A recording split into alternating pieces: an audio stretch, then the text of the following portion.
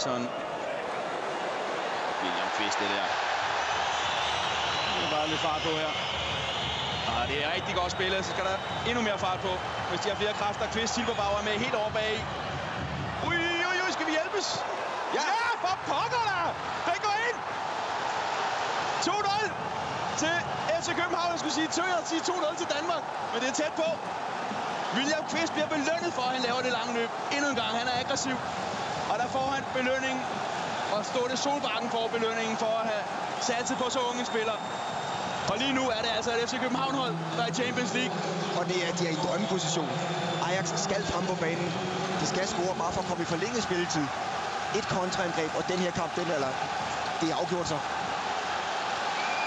Og der får vi situationen en gang til. FCK har så ikke været uheldig i den her kamp, må man så sige. Men altså, okay, det skal man også tilspille sig eller tilkæmpe sig. Drømmesituation lige nu. Hvis FC København